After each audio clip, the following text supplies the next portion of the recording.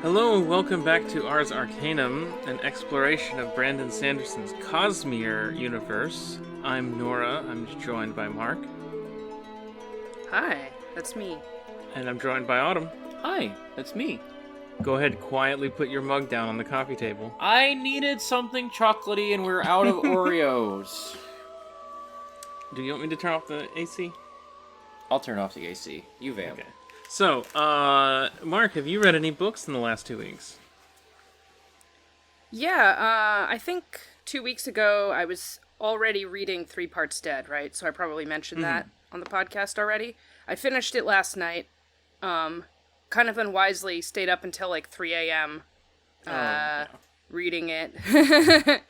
I mean, it's a thriller, so it gets really exciting and dramatic at like the climax. Yeah. You find out all the details about how the murder happened.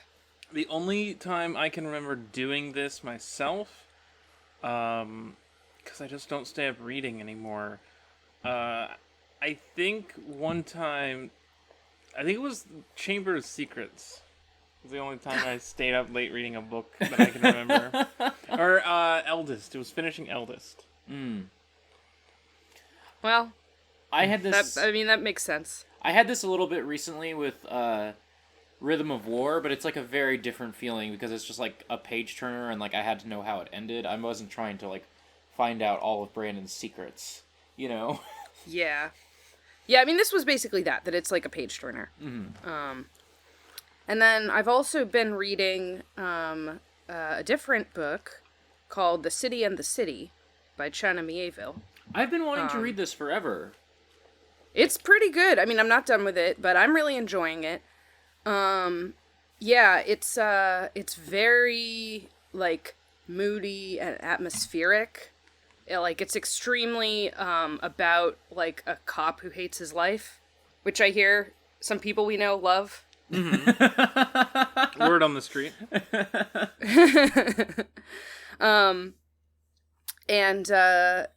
It's also, like, it's fun because it has this, like, one central kind of weird science fictional thing going on, but it doesn't really state clearly at any point, especially not near the beginning of the book, what that thing is, because this is just a situation that defines the entire lives of people who live in this city, and so the, like, viewpoint character doesn't, like, explain it. He just, like, talks about his life and about the murder investigation he's doing, and you kind of slowly have to piece together, okay, what is the deal with this city he lives in, Beigel, and this other city, Olkioma, which is somehow, like, overlaid on it? I don't think it's a spoiler to say somehow these two cities coexist in space. Mm-hmm. And how and why that's the case, and what the deal is with, like, people crossing that space, and, like, being... what might exist in between those cities, or what happens when someone goes from one to another. You just kind of have to figure it out as you go along, and it's cool. I remember... This is so dumb. I remember Rob Zachney describing this book on a podcast one time, and I've thought to myself for literal years now, I need to check that out, and it still sounds really cool. Yeah, it's cool. China Mieville is fun. I think his writing has a lot of good mood. I do feel like I should mention, not that this is like this is not a huge concern in a certain sense on our Brandon Sanderson podcast, but China Mieville is a little bit canceled. Oh. Well, basically, he was a really horrible boyfriend to someone. Okay. And, that kind of, like, came out online, and, as usually happens with these things, it doesn't really seem to have negatively affected his career, but... Yeah, it feels like so many of these things happen, and there's a lot of hand-wringing about cancel culture, but you can still just continue to be a, like, famous novelist despite it all, you know? Yeah.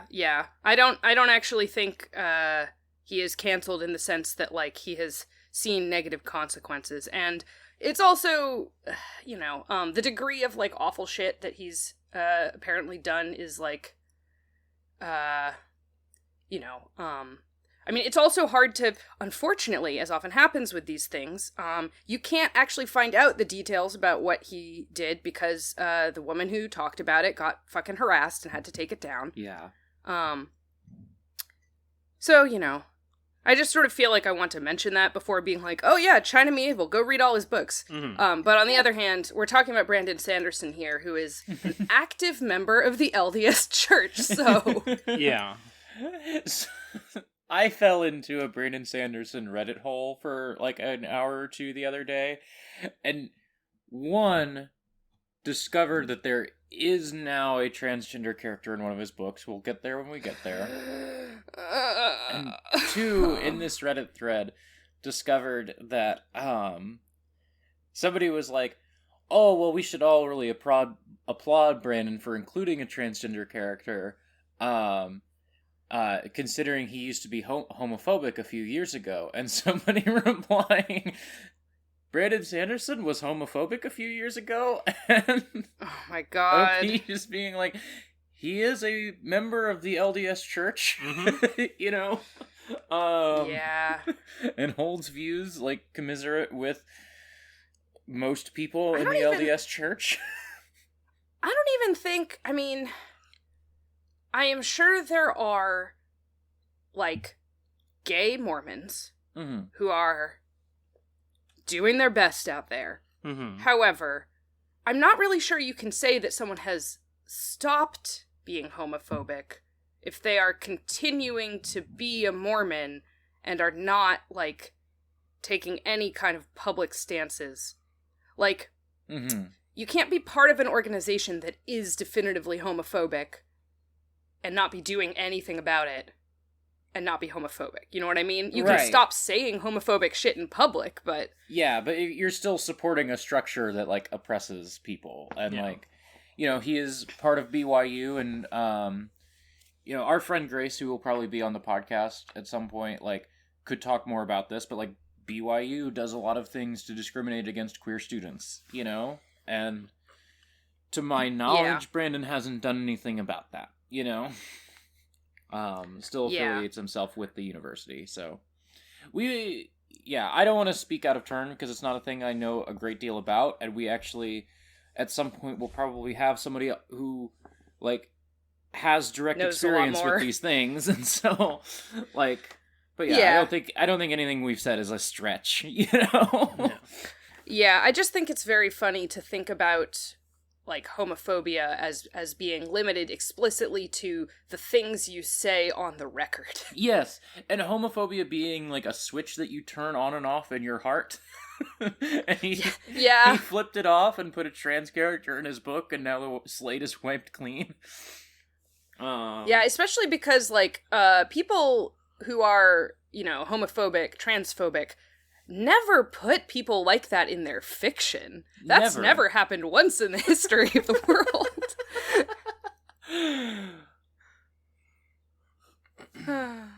But they put a gay guy in that last Marvel movie. The very last one. Oh my god. They put a gay guy in the last Marvel movie, and they made the director play him. Is the director gay? Was this No. like a personal... Oh. No, he is not. As far as we know, No, he's definitely fucking not. I mostly first of said all, it because I was like, I don't want to be wrong, because I one time got really mad at, my company had a bunch of Pride shirts with a Lady Gaga quote on them, and I got all, like, up in arms, like, this is stupid. I can't believe they had a straight person, like, do a quote for our Pride t-shirts, and then found out Lady Gaga is gay, and so I wanted to cover my ass in the smallest possible way. No, he's not fucking gay. I think, okay, I'm not completely but I believe the director we're talking about is, Kevin Feige? I think it was one of the Russo brothers. Sorry, like, no, Anthony Russo is the one who played an unnamed gay character. Yeah, he's not fucking gay.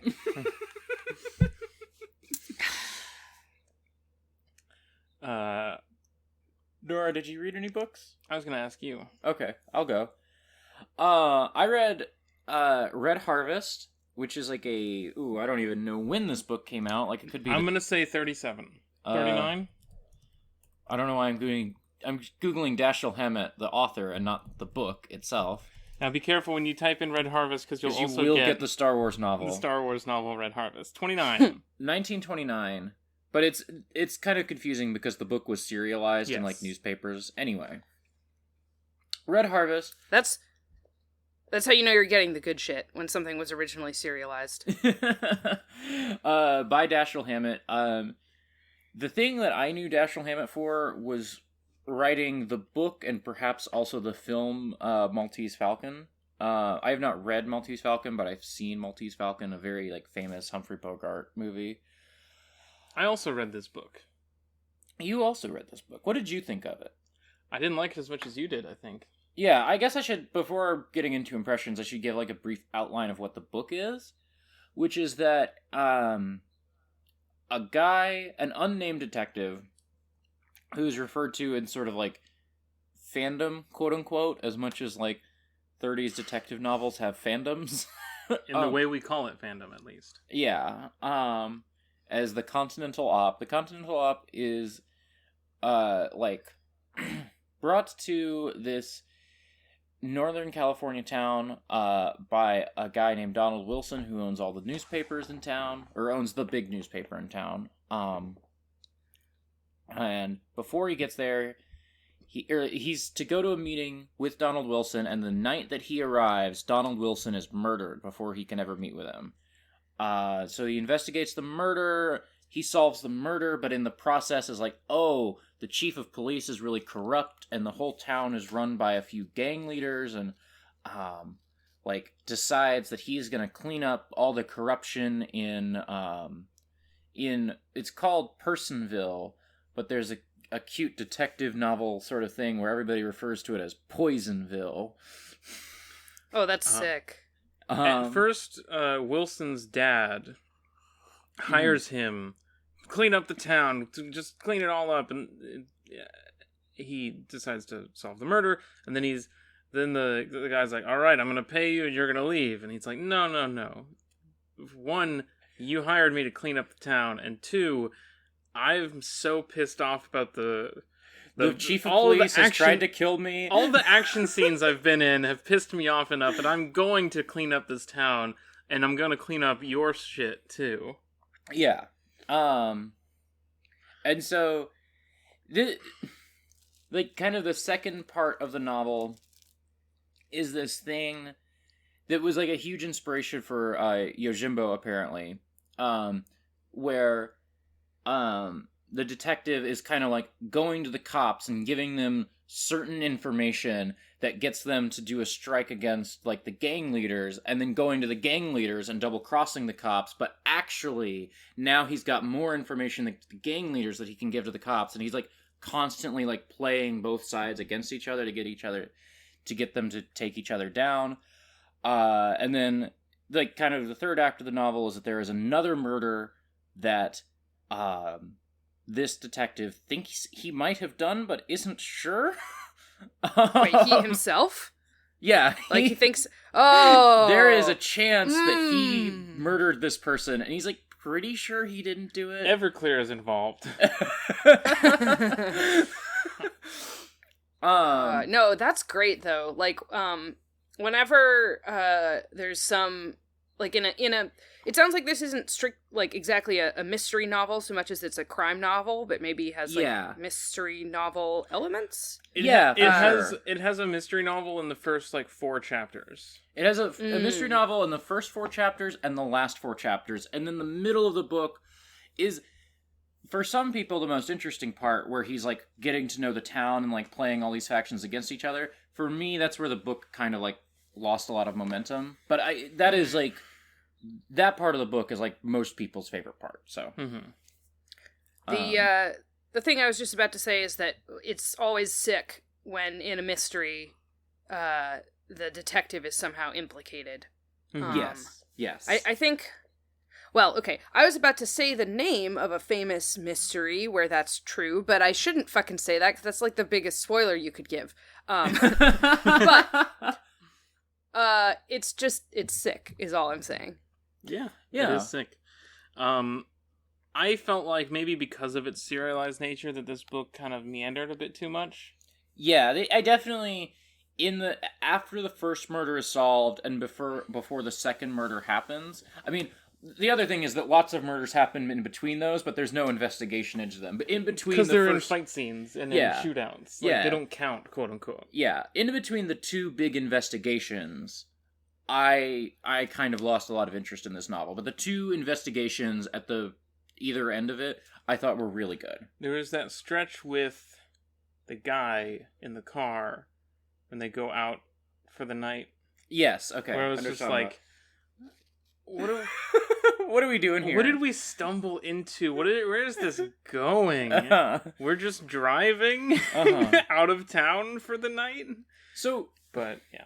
So my broad thought about this book is a little more like... So the reason that both of us read this is that it's one of M's favorite books, and M was like, oh, it was a big thing, big influence on Disco Elysium. And so you and I you were reading the book because of that, and then I read the book because you described it, and I was like, I think I probably will like this more than Nora did. Mm-hmm. You did, I think. It was fun. I liked it a lot at first, and then I thought that that's what the whole book was going to be, and then it gets wrapped up. You should maybe read some Agatha Christie Poirot stuff, because the first part of the book is him going around town interviewing people, and the two Agatha Christie, and like, I think that's really good. I think that's where detective fiction like really clicks for me, is when a guy is just interviewing a whole bunch of people, and like you get all these snippets of character and setting. And the two Agatha Christie novels I've read, particularly Murder on the Orient Express, like, is just that. He's just walking around this train, like, interviewing all these characters, and then at the end he's like, and this is how the murder happened. Did you get the version on Audible? I did. The police chief's like, that's just fine. It's just fine. Yeah. No, but my, like, more, like, broad, like, cultural thought about this novel that I hit into at some point. There's like a dream sequence partway through this novel that was interesting to me because, like, if you watch enough like art movies from like the 40s to the 70s, you realize that like most of them are about guys being really sad and doing violence to, like, sublimate all their sadness, and then, like, meeting a girl and being like, you will be, like, how I sort of, like, try to escape this violence. I hope these wires don't get crossed. Yeah, exactly. But then the girl is, like, really into all the violence, and, like, then there's always, like, a dream sequence because, like, all these writers are really into Freud. And then at the end, there's even more violence, and the guy is just really sad, and then he, like, is either dead or goes home and is still sad, and nothing has changed. And all of that's just in this book from 1929. Like, it's all just there, and it was really interesting to see, like, oh, all these directors I liked read this book or watched movies that were inspired by this book. You know? Well, I bet it's not, I mean, a lot of what you just described sounds to me like, not to say that this book itself is not highly influential, it clearly is, but it also sounds like you just kind of gave a description of, like, a certain slice of, like, pulp in general, you know? Yeah, for sure. Because, like, one of the movies I was thinking about that, to me, I could see, there's sirens outside of our apartment. To me, I could see this movie in this book so clearly was Breathless, which is a lot more meandering than this book. But, like, yeah, Breathless is 100%, like, Godard trying to make, like, pulpy adventure shit, and try to also, like, jerk himself off while doing it. But yeah, you're totally right. Like, this is absolutely, like, what pulp was, is, like, men being sad and, like, trying to never say their feelings by, like, drowning it all in, like, booze, action, and women.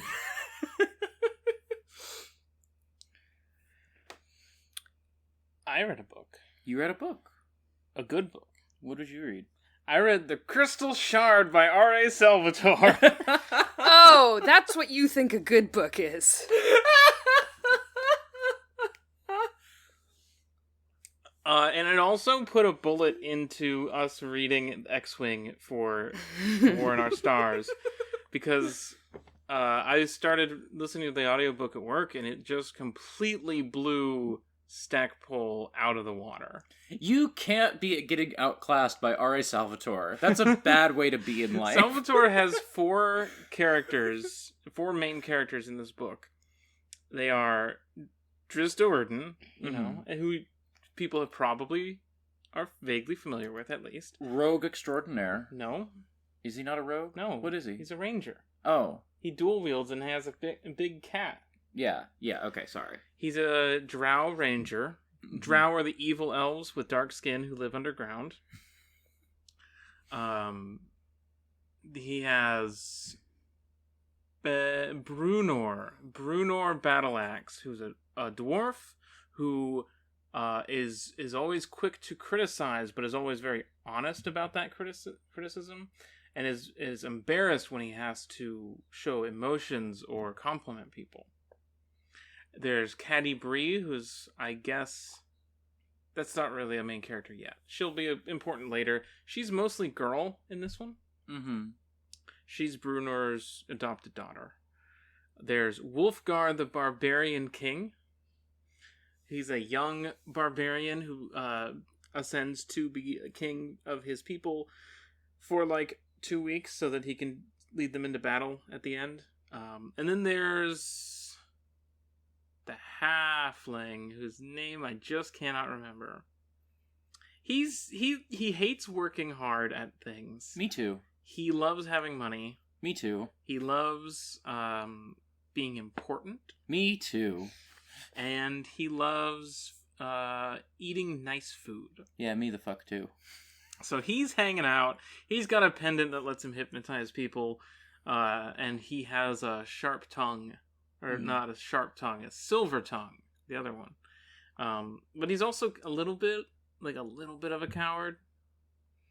And anyway, they deal with an evil wizard who is a wizard apprentice who's very bad at casting spells and can't really cast many spells, but he finds an ancient artifact called the Crystal Shard, and he becomes super powerful, raises some towers, and starts gathering goblin and orc and troll and ogre hordes to conquer the 10 towns of Icewind Dale.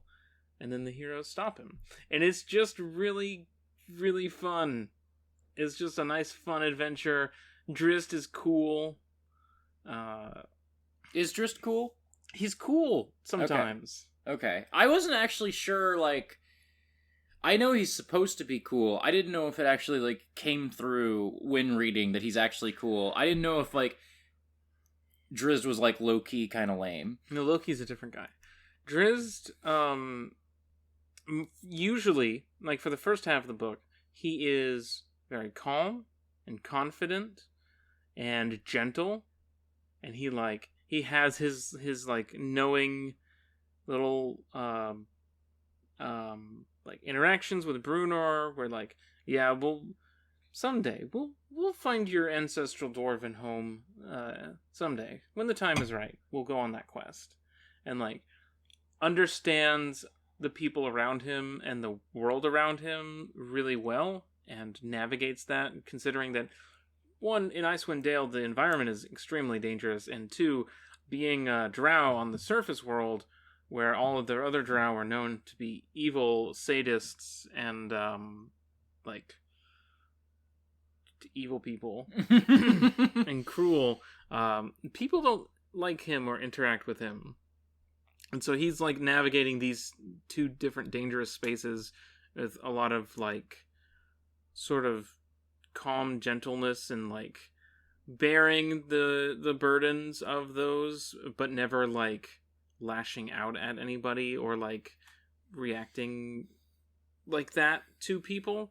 And then, once he starts fighting, and once he starts getting into, action scenes and stuff, his other side starts to come out, which is because he has like 2 modes that he operates in, because he may be a ranger, but he does have 1 level of barbarian, so he does have like a battle mode, like a rage, which I think in later books gets a name. Like I think that's the hunter. Like that's like a different mode that he switches to in certain situations, and that version of Drow is much more like, oh, I love fighting and killing. Isn't it so much fun to like just conquer these goblins and orcs and stuff? Like, not like cruelly, but like action hero. Like, oh, you don't start without me. And like, oh, I'm gonna fight and kill these monsters too. It's fun. It's a fun book. I liked it a lot. It does sound genuinely fun. I'm sorry for being quite as dismissive as I was. Like No, you're valid. I think that Drizzt warrants just a little bit of dunking. There's like 30 books. Yeah. So I assume, like, there is some really funny stuff where like a guy looks Drizzt in the eye and is like, and he knew in that moment he was richer than any king, rich in principle. Do we want to use that as a segue to talk about Elantris? God, that is Raiden's whole character is rich in principle. I should have done this earlier. I'm pulling up Elantris. Summary Elantris. What chapters did we read this time? 21? We started with 22. 22, thank you. Yeah. I guess I read these summaries, so... I read this summary, yeah. I mean. This is some shit. Go on. This is some shit. Take us on a journey. Hrathen grows concerned about an escalating amount of attacks launched by Sheor's gang and decides to confront the gang leader, with Galadon accompanying him. Galadon deduces that Sheor's base is located inside a bank, which has the ideal security and defensibility. They are surprised to learn that Sheor is a young girl and are forced to flee when Sheor orders her followers to attack them before they could parley with her. Hrathen notes that Sheor's followers, who is really the... this is a weirdly constructed sentence, sorry. Hrathen notes that Sheor's followers, Sheor really being the daughter of Duke Tellery, seem to worship Sheor as a god. Hrathen and Galadon return to their base, now called New Elantris. I missed that little detail. Which is somewhat fortified with makeshift barriers and sentries. Hrathen is surprised at how the marble easily crumbles at a touch, and speculates that the absence of door could be causing everything to decay, comparing the city to an empty shell that has been shed by a river crawler that has outgrown it. Marishi reports that visitors from Kai have entered Elantris, and Hrathen goes to investigate. Sereni and a number of Kai's nobles enter Elantris, bringing a wagon of food to distribute to the hungry. Hrathen fears that the food will interfere with Hrathen's plans to make the Elantrians self-sufficient, and also possibly provoke a feeding frenzy by Sheor's undisciplined followers, which could lead to extreme countermeasures on Eandon's part. Sereni demands to speak with Eandon, Karada, and Sheor. Hrathen plans to parley with Sereni. So this is the first chapter where, like, Hrathen and Sereni will really be, like, speaking to each other, so, like, maybe the best way to approach this is by talking about the Sheor stuff, and then reading the Sereni summary and, like, talking about the rest of Hrathen stuff here and Sereni stuff together, maybe? That doesn't. Yeah, they don't actually. Chapter, though. I mean, she shows up in like the last page or whatever, like the last little section. Right, and then the switch in POV happens. The switch in POV is in this. Yeah, Hrathen bites some of Sereni's chapter, is what happens this time. Yes, Hrathen does take a little bit of ruin the form, Brandon. Come on. You got it going for 20 Hrathen is just chapters. So cool. We just had to hear more from him. So before we get into how dumb Raoden's chapter is, I guess I will say that, like, one of the hallmarks of Brandon's style to me that I know he absolutely just took from Wheel of Time, like, just 100% lifted this thing, is, like, playing around with point of view in an interesting way. And, like, Hrathen quickly realizes in this chapter that Serene is his wife, and then we switch to Serene's point of view so that, like, he can have that information, but Serene doesn't, and we can experience Serene's POV as she has less information. I think that's one of, like, the hallmarks of Brandon's style, is, like, playing around with information in that sort of way. And it took us 22 chapters to get to it in this book. So you're saying that one of Brandon's hallmarks is the use of dramatic irony? Yes! I mean, I think... Yes! But in, I think that's, like, a valid yeah. thing to point out. I totally have seen this in other books of his, and I think it can be really fun. Especially in, like, I think, it creates a fun tension here because they already know each other. So it's not just, like, it's not purely, like, oh, there's an information asymmetry, and that's all there is. It has something to do with, like, a character relationship, Mm-hmm. Yeah. But before we really get to that, we should probably talk about the stuff with Sheor, which is dumb. They seem to have constructed oh my god. religion. Yeah, so Raoden literally says that.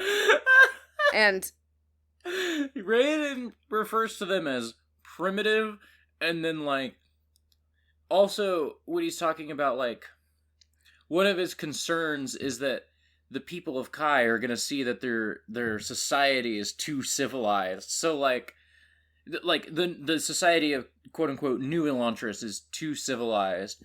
And so, like, lots of stuff happening in this chapter around, like, what is civilized and what is not. And it's all just, like, assuming that the reader is, like, totally on board with, like, these definitions of, like, civilized and what I primitive think is as well. hilarious is, okay, so there's this actual bit where Raoden calls Sheor's followers primitive. He says they've regressed to a more primitive way of life and have adopted a primitive religion as well. And Galadon calls him out on that.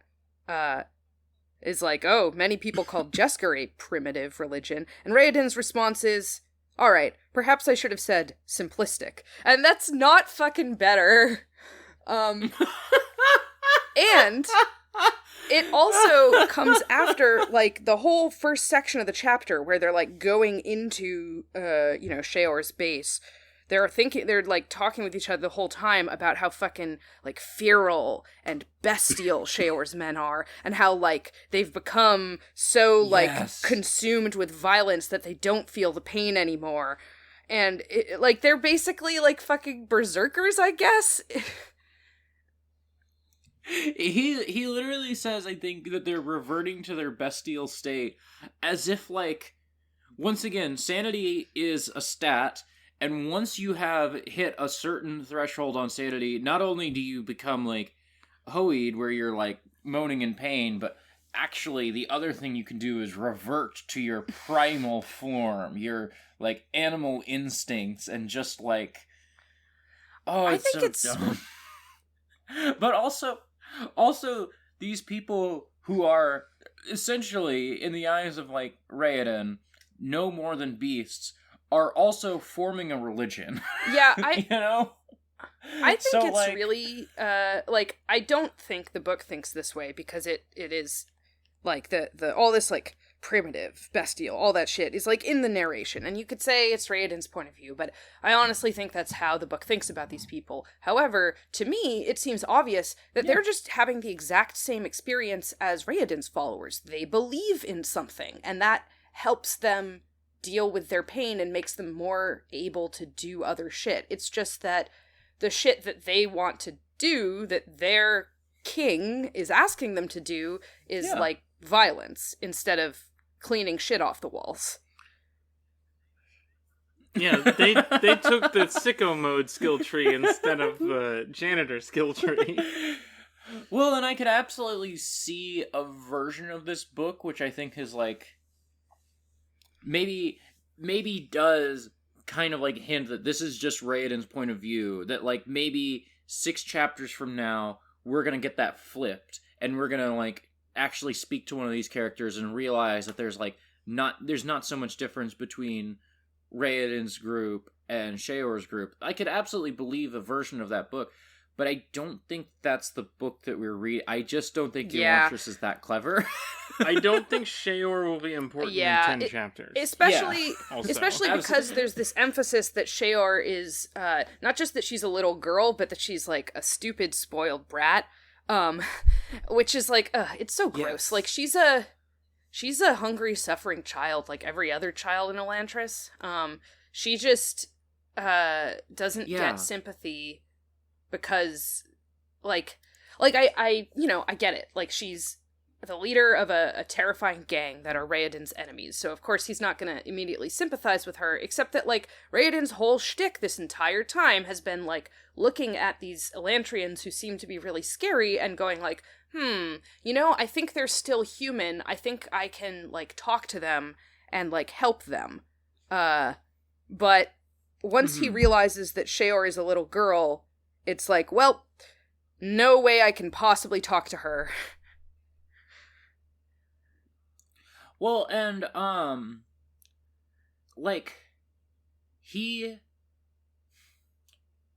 part of the reason that he doesn't want to, like, see her as a person is, one, that he sees her as a stupid little girl, and two, he recognizes her as Duke Tellery's daughter, and, like, oh, she grew up in luxury, and that's why she's behaving this way.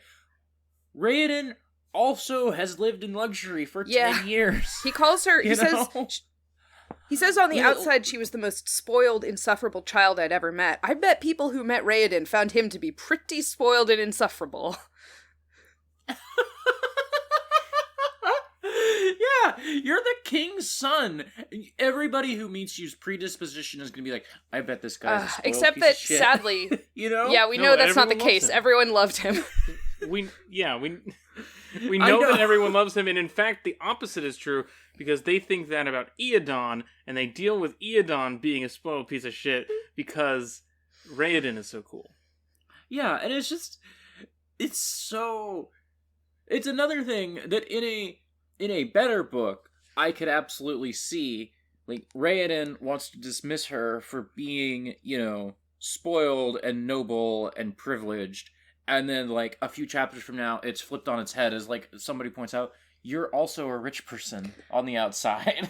But he has the soul of, like, a noble peasant. Yeah, exactly, because this is another chapter where we're just like, oh my gosh, Raoden, he just couldn't do anything wrong ever. Like, he's kind of venting at the start of this chapter about how Saelin's guards, like, pamper him too much, and Galadon's like, you're just irreplaceable, and everybody just loves you so much. He says that if people protect what they find valuable, so maybe you shouldn't have set yourself up to be irreplaceable.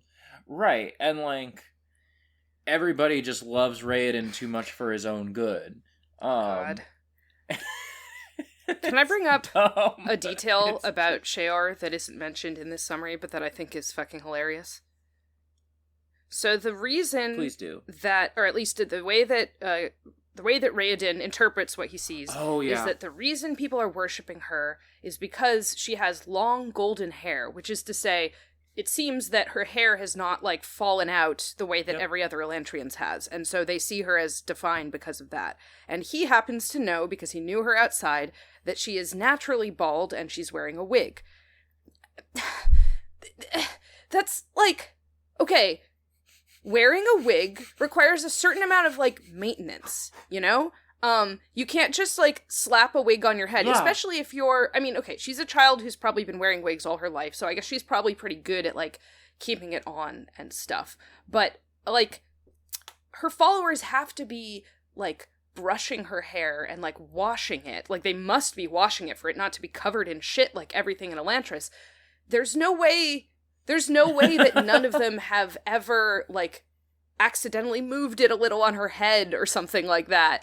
Or Or that she, as, like, a kid who doesn't actually seem to be very canny, that she's managed to, like, keep this secret. It's just bullshit. Like, Well, and it, at first blush, the thing that it felt like to me was a metaphor about how, like, that's just fake external beauty, and she's not, like, you know, beautiful on the inside like Hrathen is, you know? But, like, that's a really dumb thing to get mad at, like, a 12-year-old about. Yeah, I definitely think there's a certain vibe of, like, thinking that it's somehow a bad thing that she was wearing a wig even before she came here, when it's like, oh my god, like, she's got a fucking medical condition, you know? Like, a child who doesn't have any hair. I don't know if it's, like, there's probably multiple... I know alopecia is one name for... There's probably other conditions that can cause that, but, like, again, that's just not... people wear wigs in the real world, Brandon. Well, and, like... And it's said that, like, Duke Tellery got her a wig, and so, like, she's pretty young. Her father was probably, like... She's probably experiencing some sort of, like, you know, emotional turbulence because she doesn't have any hair. Let me do something nice for her. Let me get her a wig. That's like a good dad thing. Like, that's like the bare minimum of what I think you should do if your daughter is, like, experiencing some discomfort with her hair. Yeah. You know? Like, and Hrathen is like, I can't believe this child is wearing a wig just because she doesn't have hair. Like, shut up, Hrathen. Yeah. Shut up. Yeah. Yeah, this is like the first very slightly humanizing thing we've learned about Duke Tellery, that he has a daughter and that he took some kind of care of her. Yeah. Well, and also, like, you know, I hadn't thought about this, but, like, in the Hrathen chapter, we'll get a conversation with Duke Tellery, and, like, he's, like, really, like, bent on getting the throne, as we know, and it's really interesting to know, like, probably him having a daughter who is an Elantrian is going to, like, tie into his motivation in some way. Like, I don't totally know how, like, those pieces are going to fall into place, but, like, it's interesting to get this information and then to go back and remind us that he's, like, a player in this story, and, like, probably Duke Tellery has something in mind for Elantris if he gets the throne, because his daughter's there. Yeah, I mean, it is interesting. So. I mean, you know, he's allying with this whole plan of, like, demonize the Elantrians. I do wonder if, because it seems pretty easy to predict that, you know, the direction of this whole demonize the Elantrians plan was probably eventually going to involve some kind of violence against them. I mean, literally, they already, like, burned an Elantrian. Right. So, like, it's not a big step from there to, like, organized, you know, mob violence of some kind. So you do have to wonder, like, does he just not anticipate that? Does he not care if it happens to his daughter? Like, does he feel like she's already dead? Does he... Yeah. Like... Yeah, I don't know. Like, it's interesting. It's a good little wrinkle for his character, I think it'll be good to find out. I do think it's most likely, because he's, you know, so evil, that he's going to be like, yeah, I wanted to see my daughter murdered. I think she's a disgusting thing now. But, you know. It probably is that. Remember, he's also ugly, so he might be evil. Oh, can't forget that. Yeah. He's got a birthmark. He does have that. Is he also fat? No. Or this book is not quite so bent on fat people being bad as, like... Well, there's Aham. Yeah. It has that, but it's not like the worst book about it. It's definitely here in the book, but... Anyway, the other, like, scene in this chapter is Hrathen thinking about how giving the Elantrians food would be fun.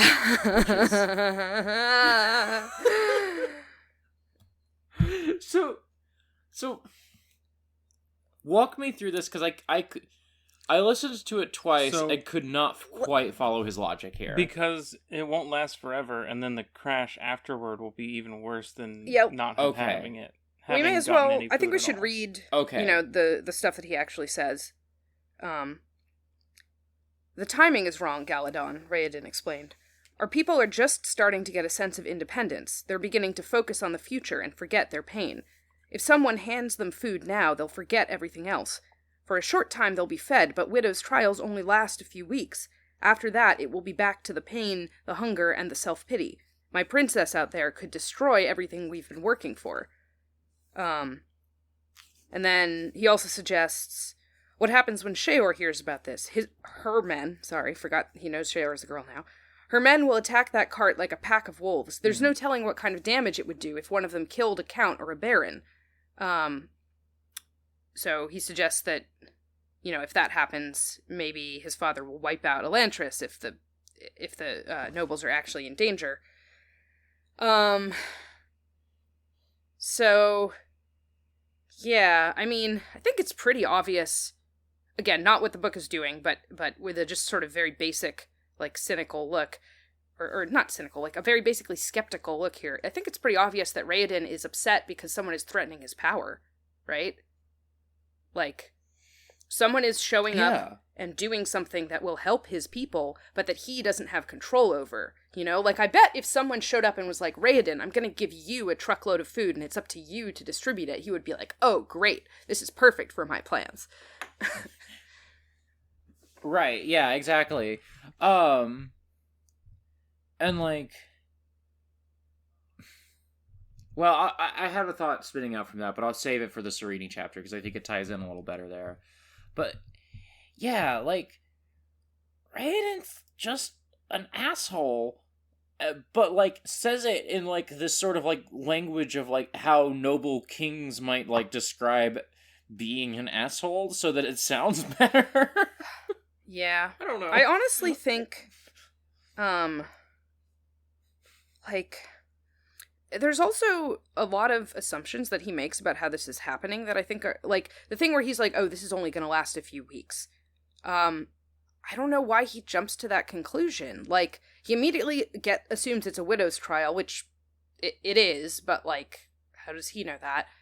And I'm not saying that he should have immediately assumed, oh, she's gonna keep this up long term, but, like, he definitely could have thought about, like, oh, how can I negotiate with her? Maybe we can make this a long-term thing. Like, which is kind of what happens, although he's not the one who negotiates for that. But, like... Yeah, there's also, like... He is immediately... When Sereni wants to speak to Eondin and Karada and Sheor, he is immediately like, oh, thank God, I can, like, have this sort of secret, like, I can secretly still be the guy in charge, but, like, have this outsider think that it's someone else. I can use this to my advantage in some way, which is fun. I like when protagonists in books keep secrets from other protagonists in books. It's just fun.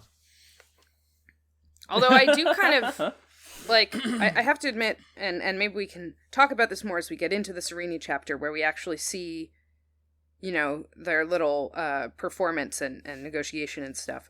I don't actually understand why he wants to hide the fact that he's a leader in Elantris. Oh, absolutely. That doesn't make any sense.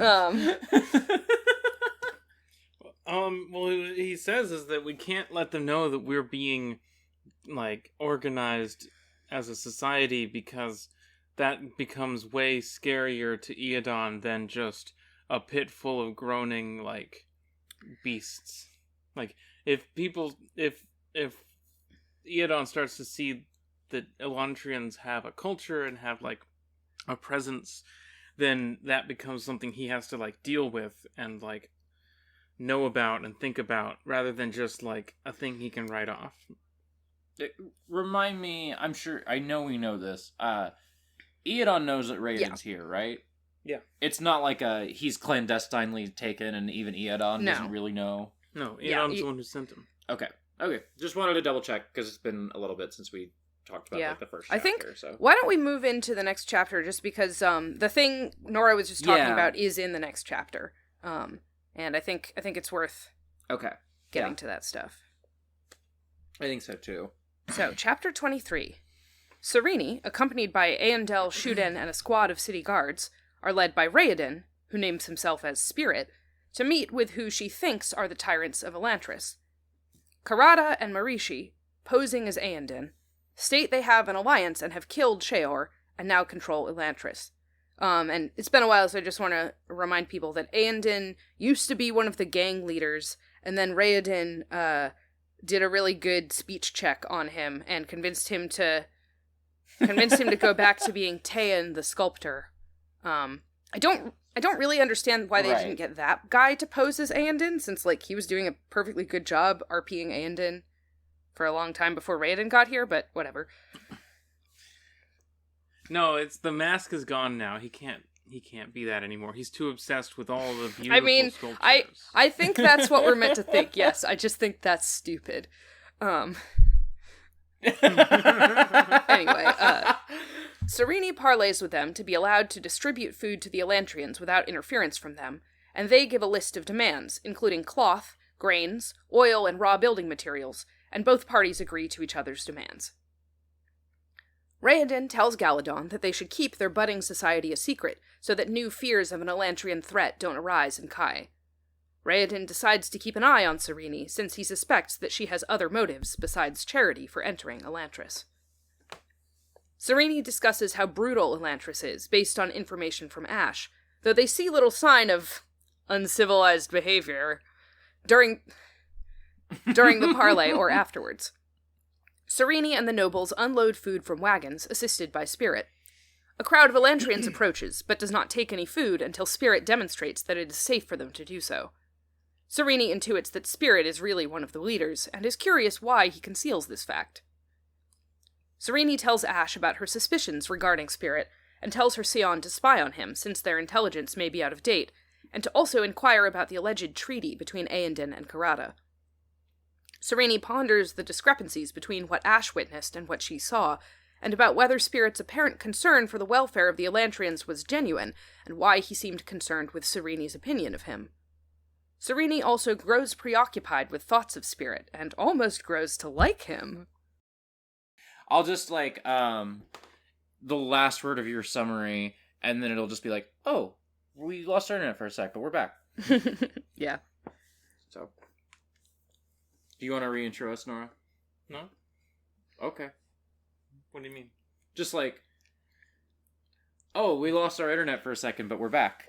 Oh, we lost our internet for a second, but we're back. See, now you have to keep the context. Yeah, now I have to keep the context. So... Sereni. Yeah. Where do we want to start with this chapter?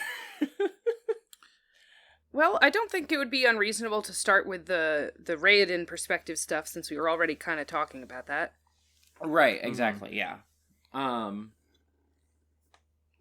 So, it was really funny that Hrathen,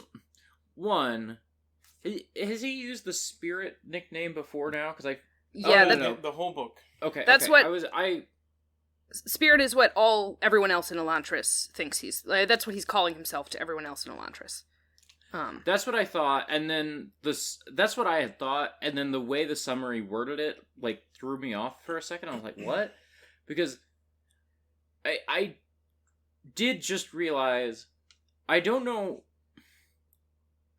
I don't have a good grasp on, how phonetic, the Aeons are, but he does walk up to Sereni and basically say, hi, I'm Rayo. And Sereni doesn't think about, I had a husband named Hrathen. I think that the language they are actually speaking, which would be... Fuck, what is their language called? Do we know that? Aeonic. No, they're not speaking... They can't be speaking Aeonic, right. Because if they were speaking Aeonic, then the word spirit would be Rayo. I'm pretty sure that Aeons and, what Aeons mean is different from, it's kind of I suspect suspect Brandon was thinking about, the thing where, in, say, Japanese, a character can have a meaning, but it also has a pronunciation, right? And then you can have a word that's composed of characters, and the the word doesn't mean the meaning of its individual characters. They're just sounds. Yeah, that makes sense. So I guess it is possible, actually, that, yeah, because obviously it's all being quote-unquote translated into English. So yeah, he may have just rolled up to her and said, I'm Rayo.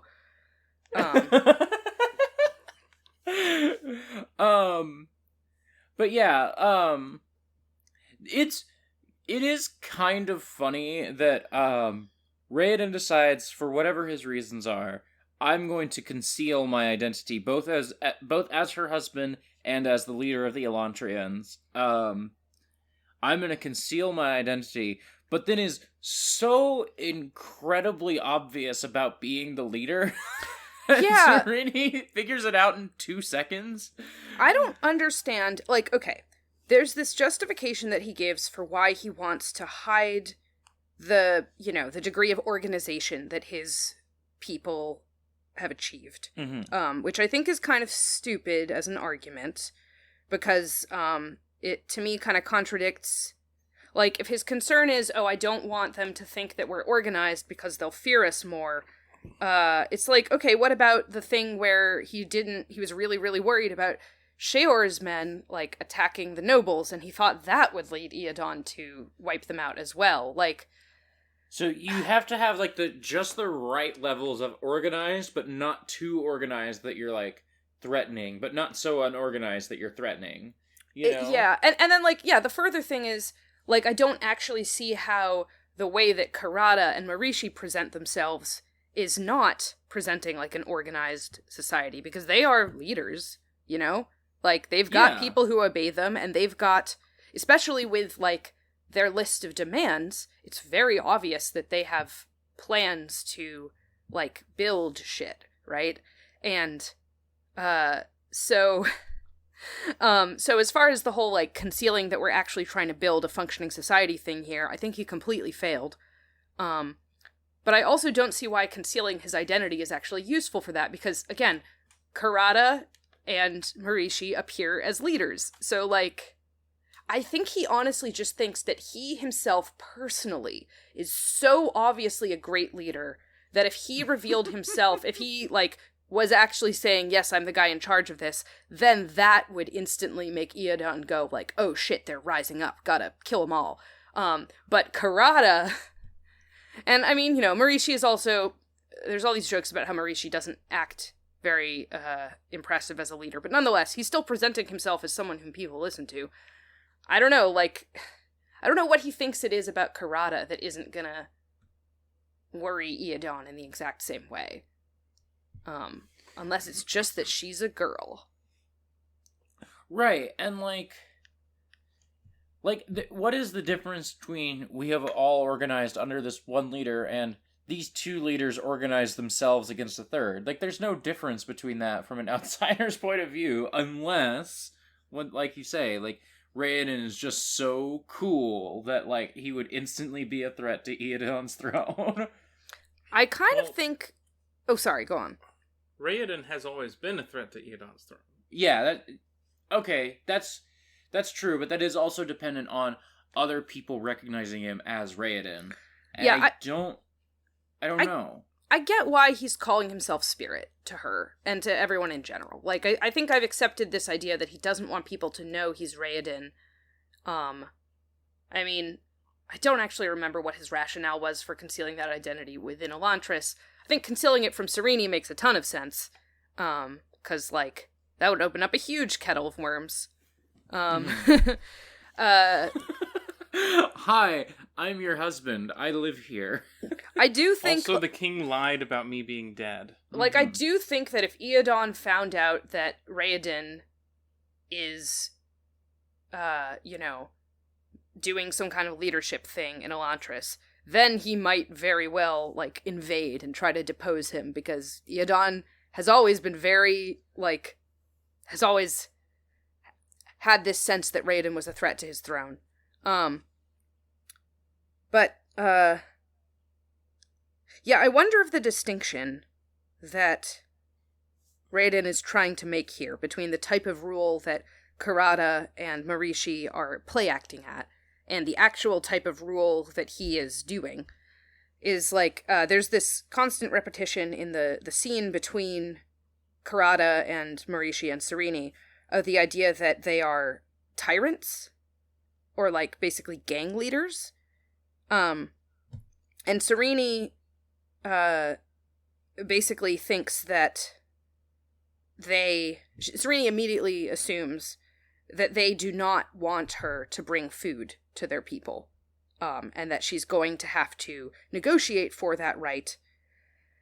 And even when the things they negotiate for are like basic needs that you would use to build a society, her conclusion on this is, the message was clear. Rule of Elantris depended not on force or wealth, but on controlling basic necessities. So she immediately assumes that, that they're going to use... That they want these things to, like, leverage against the people to maintain power, and not, like, to help the people in any way. Yes, and I think that's a really fine distinction, because Hrathen is going to use all those things to maintain his power.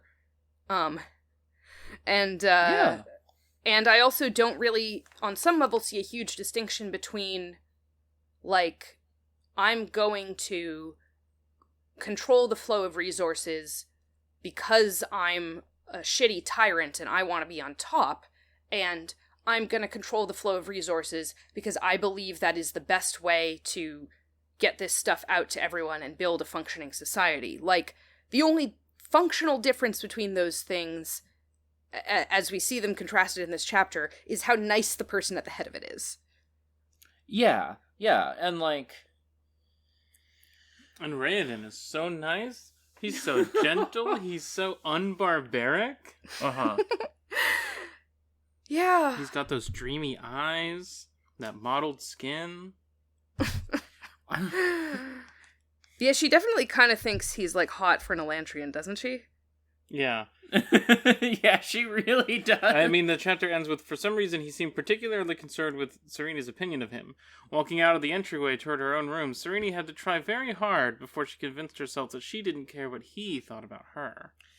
This is also just interesting because, like, this is a little bit, like...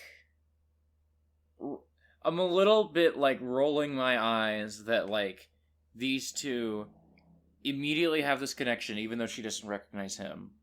No, that's not what I was rolling my eyes at. I was rolling my eyes that Hrathen is so cool that he also instantly charms the princess the moment she sees him. Despite being a weird ghoul. But the thing that I'll say in the book's favor on that point is they were dating for months before, like, this happened. Yeah. They were on Skype 4 hours every night. If that was the relationship that you and I had for a while, and if I saw you at the grocery store and didn't immediately recognize you somehow, I would still be like, oh, that person reminds me of Nora. I don't know.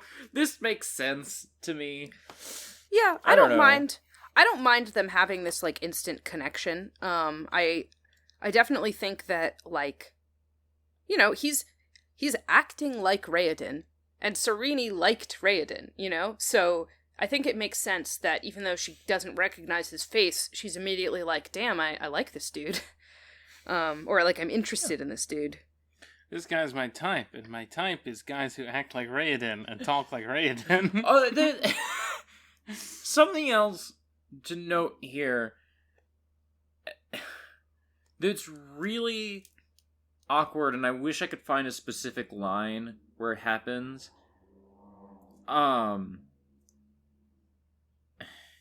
So as Serene is handing out the boxes of food, in a very charming sort of way, Hrathen, like, joins the line of people who are, like, taking boxes of food from her and, like, handing them out and stuff. Mm-hmm. Yeah. And Serene, nearing the final few boxes, she happened to look up at the man accepting the load. She nearly dropped the box in shock as she recognized his face. You, the Elantrian known as Spirit, smiled, Blah, blah, blah, blah, blah. Zarini stood in muted stupefaction. She must have mistaken his, meaning Raoden's, dark hands for Shudin's brown ones. There's a couple times in this chapter that they refer to the Elantrians as dark-skinned, and contrasting dark skin with brown skin, it was just really awkward. Like, I just don't think you would put that in a novel anymore. I don't think you would describe characters as dark-skinned a few times and then have to, like, rewind a little bit by putting a brown-skinned character in to make sure that everybody knew that dark skin meant gray and not... it's just awkward and weird, and it's just not how you would say this at all. Yeah, it's bad. It's just bad. The way that the Elantrian condition is actually defined, I think it's a little better than, I don't know, something like Drow, where it's not literally that they are just darker than everyone else or darker than they were in life. It's that they have this, like, weird, like, gray and white mottled pattern on them.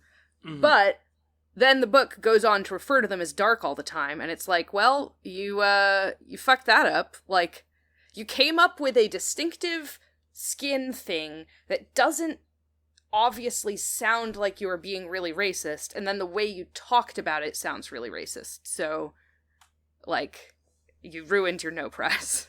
Yeah. It's an unforced error in a big way. Yeah. I feel like maybe there's another thing I wanted to hit on this chapter, but I can't think of it. Is it about Ash? Oh, yeah, Ash. Ash had some, like, interesting stuff in this chapter where, like, it's noted that,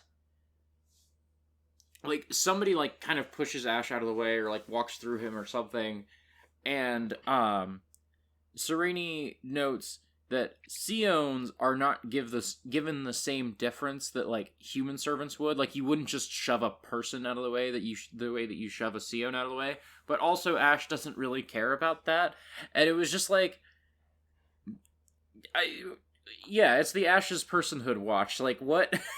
what's going on with this? Where, like, it's specifically noted that people wouldn't be bothered by this, or that people would be bothered by this, but Ash isn't. I don't know. I lost my train of thought, but yeah. It's definitely, like, just another one of these weird things where, like, yeah, Seons are treated as less than human. So, you know, that's always creepy whenever it comes up. I also think it's, like, interesting and weird that Ash's information is so out of date.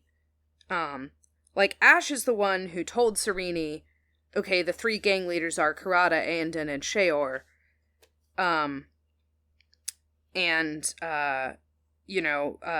It turns out Ash is getting most of that information from the guards, but is speaking to Elantrians. And so it's like, yes. I don't know, I mean... You would think that the rumors of the dude named Spirit, who now controls, like, 2/3 of Elantris and is making all these huge moves, you really would have thought that Ash would have heard of that. Yeah. Even though, like, they do say, he does say, Ash says, the Elantrians were hesitant to give anything more than names, so that's why he's mostly focusing on the guards, which I think is a bad move on his part, because the guards don't actually, I think, know that much. But even so, even just giving the names, like, Karada and Aandon both work for Spirit now. You'd think rumor would spread about that really fast in Elantris. I guess is what I'm saying. Maybe Ash only went to talk to Sheor's people. You can't talk to Sheor's people. Maybe that's why all they had was names. Yeah. I also think it's interesting that, like, hey, there's a Seon running around asking questions, that hasn't reached Raoden's ears. Yeah, or Hrathen heard and just didn't think it was remarkable in any way, shape, or form. Because Seons don't count. Yeah, like, either explanation is like, huh, weird. I assume that at some point Ash will meet the other Seon and put it together, and that's how Sereni will find out that he's Raoden. Oh, you mean Raoden's, like... If they're... What's that, Ian? I think so. It's like... That's Raoden's, like undead Seon. Yeah. Because if Hrathen can recognize it, I'm sure Ash can recognize it. Yeah, that's probably true. You want to hear about our hot Hrathen? The first 3 words of this chapter are, Hrathen was hot. I mean, if Short that's chapter. your type... as his cool, bulky red armor was... Like, if you like... I think... I was just about to say that if you like a beefy dude who is always thinking about how much he loves hierarchies, then, like, Hrathen is that. He's doing that. Or maybe you're like, I really want a guy who's kind of lost and needs guidance. You know, if you want to help still him, good in him. Yeah. There's still order in him. Yeah. Yeah, are you thinking about this as like, oh, I'm like a good feudal maiden and I'm going to bring him back to the light? Or are you thinking about this as like, oh, I can seduce him away from his evil religion? Or are both of those appealing? Either. Your choice, depending on what angle you want to play it. But, you know, it writes itself. Yeah. I'm going to deal back over to the summary that Autumn took me away from. I had to type, they're still good in him, so I would remember to name the episode that. Chapter 24, Hrathen watches from atop the city wall along with a large crowd who are expecting violence as Sereni distributes food to the Elantrians. The viewers grow bored and disperse as the Elantrians placidly accept the food offerings. Hrathen departs as well and encounters Telri on his way back to the chapel. Telri berates Hrathen for not stopping Sereni and bemoans that Eodon has obtained the new trade contracts in Teod. But Hrathen counters that Sereni's efforts won't amount to much, and that Telri will be able to bring more wealth to Arelon through a trade treaty with the East if he is on the throne, and Telri is mollified.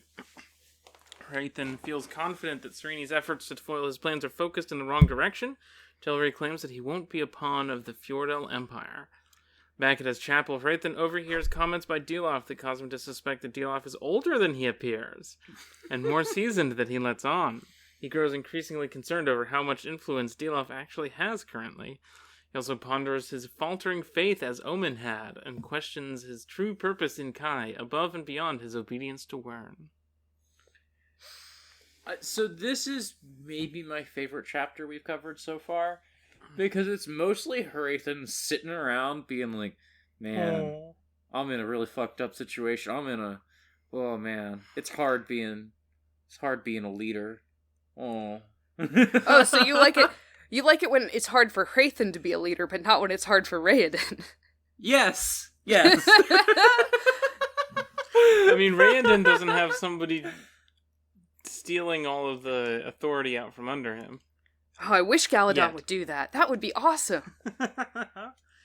Oh, if only Galadon was, like, going around and, like, making all of Raoden's favorite people swear fealty to him in secret. That would be sick. How do you... Okay. I think this twist about Dilaf being older than he appears is a little unbelievable. It's dumb. It's... Yeah. As I was reading, I was like, what is... It feels like Brandon retconning the book as he's writing it. Like, retconning things out from under himself. Like... Yeah. I was, like, utterly bewildered by this turn that Dilaf's, like, secretly been 50 the whole time or something.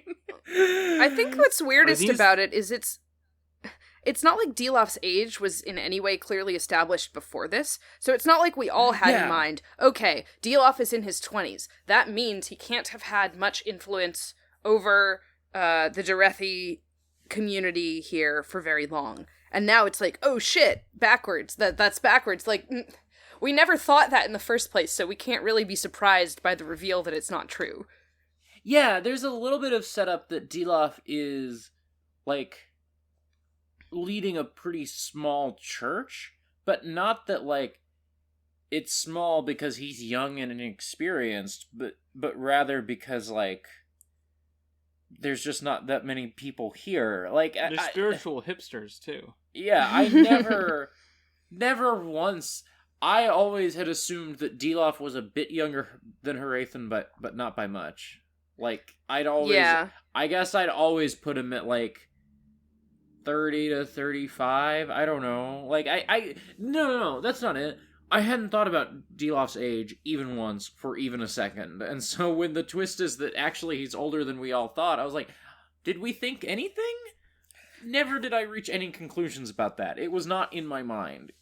And, like, I think the actual, like, the substance of it is kind of interesting, where it's like, oh, Dilof has a lot more influence than it appears. Like, he's not just, like, kind of a wild-eyed convert. He's actually, like, kind of a long-standing, canny political operator within this church. But, like, it doesn't feel... It feels a little bit redundant with what happened in the last Hrathen chapter, where it was like, oh shit, Dilof is swearing all these odivs to him. Where, like, yeah, we know at this point that Dilof is not just, like, a wild man. We know that he's got chops and power and influence at this point. So, like, it feels like Hrathen is very slowly wising up to the fact that Dilof is, like, more important than him here. Well, yeah, it's 2 chapters in a row of Hrathen being like, aw, shit, I might have been outplayed.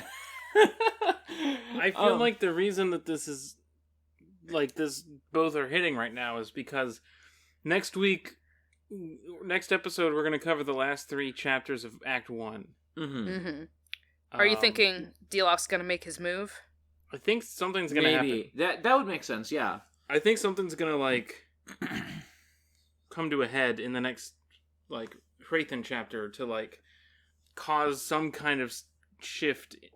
A thing will happen in this book. Can I I'll say, because I was checking lengths of these 3 chapters on my audiobook. The next chapter we're going to read, 25, is nearly an hour long, and then it's 2 short chapters after that, so that it's going to be almost the same length for all 3 as this time. But there's going to be 1 really long chapter, and I assume that, yeah, shit is going to pop off in chapter 25. And then we'll get a little bit of fallout from that, is my guess. Yeah. That seems plausible. We've been saying that for, like, 4 weeks now. But now it has to be true. Because you don't do an act break without anything popping off. I do think that this, this Serene's Widow's trial is, like, a real shift, because, like, it changes things for Raoden. It's a big step for Serene, and it changes things actually a lot for Hrathen. Like, it's weird to me how unbothered he claims to be by, like, his whole plan was, like, okay, we're gonna do, like, a fascist scapegoat thing with the Elantrians. We're gonna portray them as, like, these evil demons who are both, like, totally abject and weak, but also, like, really dangerous and, like, slavering at the gates, and we're gonna use that to, control the people of Kai. And Serene is basically blowing that whole thing up by portraying them as, like, poor unfortunates in need of charity. And it's really, like, I do think it's a little silly to think that his whole, like, propaganda mission is thrown out by, like, one, little, like, public photo op with food. However, Hrathen does basically seem to think, like, okay, yeah, this is he says, this isn't gonna last. But he also says, my work with Elantris was only a small part of our plan. And that's just not fucking true. Yeah, that's been the whole plan. At least as far as we've known. You know, maybe he has more stuff up his sleeve that he hasn't been revealing, but, like, why give him a POV chapter if he's not gonna, like, reveal his secret plans to us, you know? Like, sorry, go on. I just want to quickly read... that is true. It is true that he has other plans. I mean, yes, but... He called Fortin a subject of Proval. And said, I have secret plans, and then we cut away from him. I'm ordering a poison. Yes. Remember? Yes. Like, there is at least one other plan at play. And there is all this stuff, I mean, there's all this stuff he's doing to try to put Telri on the throne. But, it's very unclear at this point how putting Telri on the throne actually helps with his conversion plan. Whereas, like, he's laid out how he is going to influence the masses via the Elantrian thing. And so, like, yeah, okay, I'm willing to believe he's got other stuff going on, especially with, like, some vague shit he says about the Telri plan here. Once it was known that the king was bankrupt and Telri was rich, certain other pressures, very significant ellipsis there, placed on the government would make for an easy, if abrupt, transfer in power. So, you know, okay, he's got more schemes relating to Telri than we know about. But I still think that it feels like he's had the rug pulled out from under him because the Elantrian plan is the main thing that we know about. Can I just read this paragraph that's really funny about the Elantrian plan being pulled out from under him? It's just, like, Brandon getting a little, like, flowery with the prose in a way that I don't think he's usually given to. Hrathen watched with resignation as Elantris' monsters came placidly, refusing to ingest even a single guard, let alone the princess. His demons refused to perform, and he could see the disappointment in the crowd's faces. The princess's move had been masterful, castrating Hrathen's devils with one sweep of the brutal scythe known as truth. I had to pause to laugh at the brutal scythe known as truth for a second. This book is so fixated on, like, truth will always win. In the way that, like, a lot of fiction is, like, love will always win. This book is, like, truth will always win. And, like, you know, like, once... It goes on, hatred of Elantris would evaporate, for people couldn't fear that which they pitied. I'd like to make a CinemaSins dinging noise at that.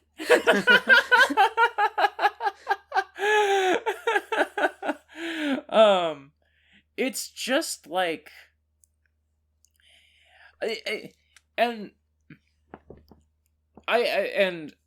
I do think that is a really dumb thing, and I don't think that's true. And also, it does lead this to being one of my favorite chapters in the book, because Hrathen thinking a lot of melodramatic things to himself about his plans going awry was just really enjoyable to me. And, like, the intense, like, melodrama of that paragraph and of Hrathen's mood generally as he reflects on this plan is falling apart, and Delof... Also, really funny that last week I was speculating the reason that none of those guys wanted to be the head of the church. Last week I was like, oh, those guys don't want to do it, or that guy doesn't want to do it because he's secretly Dedalof's Odiv. But no, it's not that these people are secretly Odivs. The thing is that they're all scared that Delof is gonna manipulate them if they take the position. Really good twist. As dumb as Delof being secretly old is a bad twist. Like, these guys are kind of scared of, like, Delof playing them. Is an amusing twist, I think, at least. Do you think the scythe called Truth is like a Derethi, like, religious parable? Maybe. I mean, okay, wait a minute. When we were told about the difference between his religions, didn't one of them like truth? Am I remembering this shit wrong? Yes. And specifically, it was... Because I can't remember... Specifically, it was Shu Korath. It was, like, focused on truth, I believe. And not Shudirith the Fjorden. Wasn't it the other way around? Because Shukorath was about unity?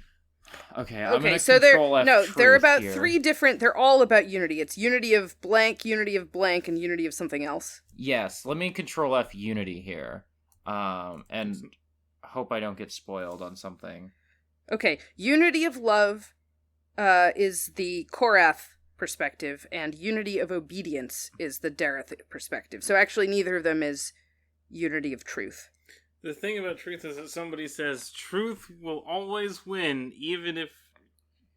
Well, there's That was also... That was what the Karathi priest said to Hrathen Yes, last chapter, yes. right? Was like, basically, Omen said that? Like, Yes, Omen said that. No. Earlier in the book, somebody, I think it was Hrathen, said truth, or maybe Serene was like, truth can never be defeated, even if no one believes in it. That you're absolutely right, and also Omen showed up last chapter to once again highlight this theme that like truth can never be defeated. The truth will always come out. The truth that Hrathen doesn't have any sort of faith in his heart, like, will always come out. You know. Oh, I think you might be thinking about what Serene's dad said to her. Yes. When she Skyped him at one point. She was telling him about the succession problems, what Duke Telri seems to be doing, what Hrathen is up to, and she's talking. She's worried about Shukorath being wiped out, and her father says, "Truth can never be defeated, Serene, even if people do forget about it occasionally."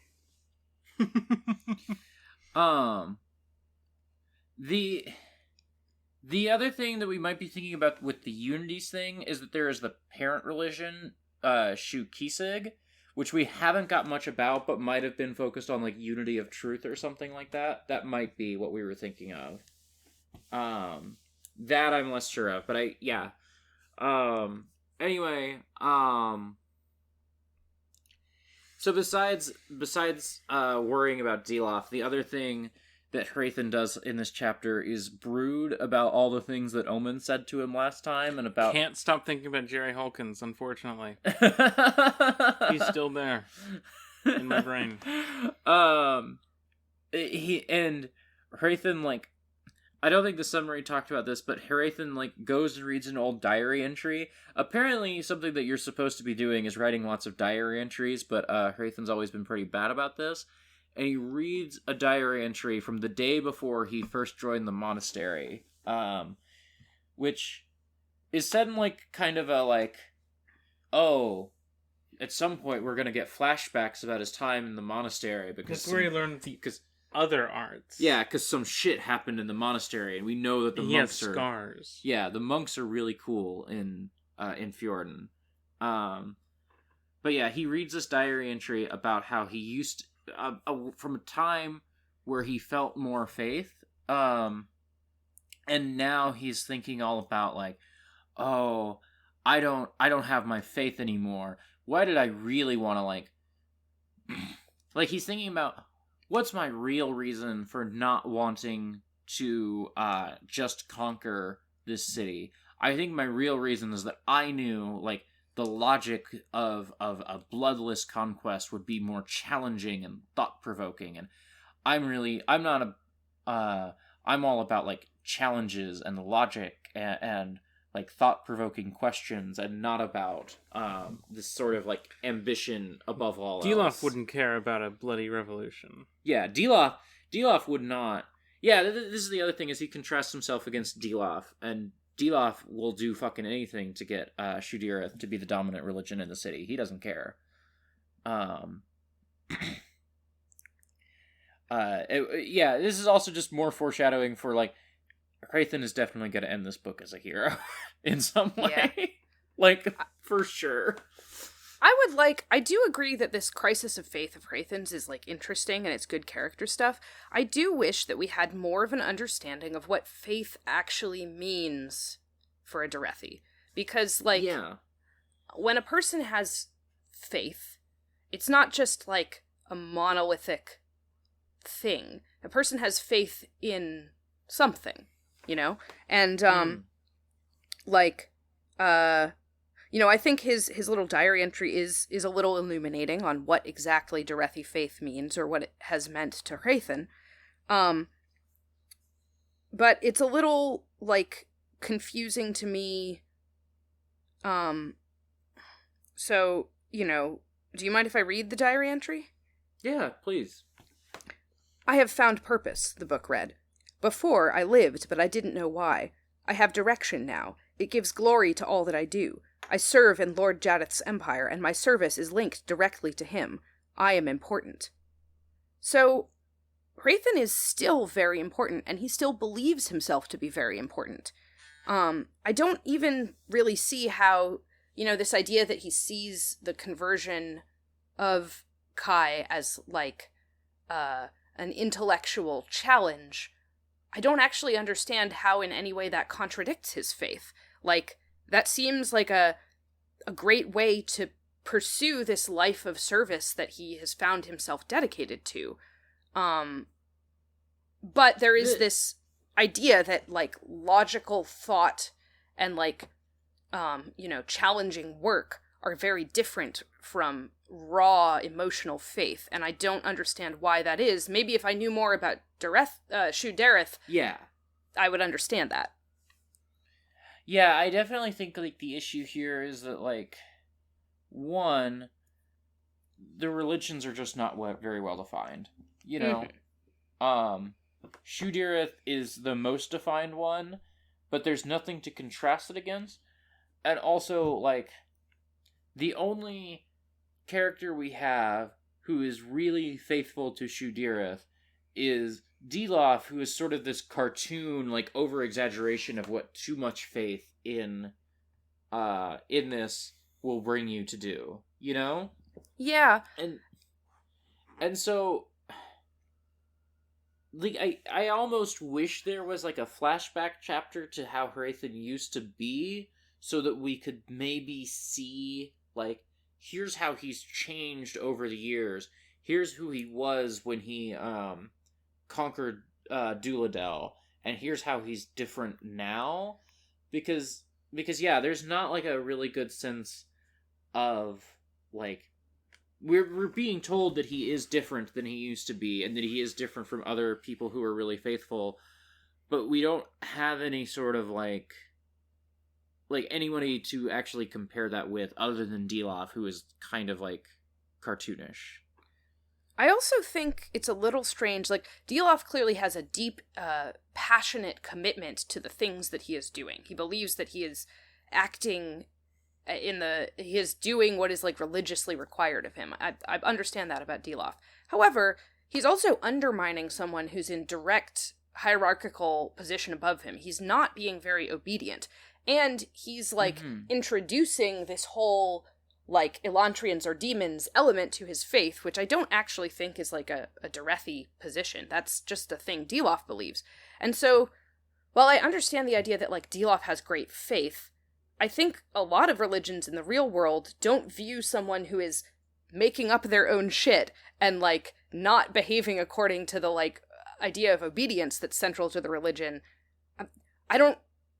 That's a weird way. That's a weird perspective to have on someone who has great faith. I think I understand the distinction that's being made, that faith is really seen as an emotional experience, and it's not about adherence necessarily to the actual theology of the religion. But I think that's weird. I think it is very funny if the solution that Hrathen comes to in the next chapter is, I'm gonna tell Wern on you. I'm gonna tell Wern that you swore 30 oatives and you're introducing new theology. Can I get an Inquisitor over here? Aisle 2? It's just very funny to think about him just okay, I guess I'm gonna go over your head. If you're going to manipulate the structure of the church, I'm going to bring the structure of the church to bear on you. Mm-hmm. Yeah. I would be pretty surprised if that happened, just because I don't think Hrathen wants that much scrutiny on his own dealings. Yeah. Like, I think if he called his boss or whoever, that boss would be like, Hrathen, why are you bothering me? You haven't even conquered these people yet. Yeah, like, I literally sent you to take care of this problem so that I wouldn't have to, and now you're calling me to take care of the problem for you. No. There's just one guy. I just need one guy taking care of it. The one thing I'll say that I think maybe, like, the credit I'll give this here is that I think, like, it's not necessarily that, like, because Hrathen is so worried about, like, oh, I'm giving myself a logic puzzle instead of just conquering the city. I don't think it's that, like, logic and thought is in conflict with faith. I think maybe what it is, and I think it's being expressed poorly, is that he's like, if I was really about this, I would just go the easiest path possible, which is, like, the sword, you know? Mm-hmm. But I'm not doing that. I'm giving myself something harder because I enjoy being challenged, and the more faithful thing would be to just to just conquer the city and not even worry about it, you know? I mean, I hear that, but on the other hand, this religion is obedience, and what he's been ordered to do is convert the city peacefully if possible. Yeah, you know what? That's right. I hadn't thought about that. So yeah. I just want to. Sorry, go ahead. I think there's maybe an idea that Dilaf is like such a true believer in Shudarith that he actually understands it better than the people at the top of the hierarchy, which is like a perspective I can understand on a religion, but it's a bizarre one for a religion whose like central truth is obedience. We are over halfway through with this book. No, we're not. We're on page 310 out of 555. Yep. So I feel like it just started. Yeah. I think I get my audiobook says 52%. I don't know how much bonus material is in my audiobook, but yeah. You could check the chapters list. Well, it just says track blah blah blah. Yeah, it doesn't say names. That would tell you how much stuff there is. If there is nothing, then well, but I don't know how much bonus stuff. Yeah, I'm just saying you could see what bonus stuff there is. No, because it just says it won't say bonus anything. Anyway, we're over halfway through it. It feels like it just started. We were halfway through, like before the hiatus, I think. We were nearly halfway. 275 would have been the halfway, but like, it does feel like stuff has only just started. Because there was a lot of like table setting, and now like, it doesn't feel like something's going to like crash. Like things aren't going to like crash into each other because only two things are in motion. And I'm so ready to be done with this book. Yes. I hope that the pace picks up pretty dramatically in the back half of the book, just because, like, something that I know that Brandon was really... I've heard him say in, like, speaking about this book, he's like, I wanted to do a standalone fantasy book. So many fantasy books are series, and I wanted to do something that stood by itself, what didn't have sequels, didn't have prequels. There is a short story that follows this up, but like that's a different thing. But like, I don't know how you make that kind of the selling point of Elantris, and then write the slowest book ever where nothing happens. Like, if I was gonna make a standalone fantasy book, it would be action on page 1, you know? Yeah. I know that we've said all this before, and I don't want to just, like, moan about it the rest of the podcast. It's just, like,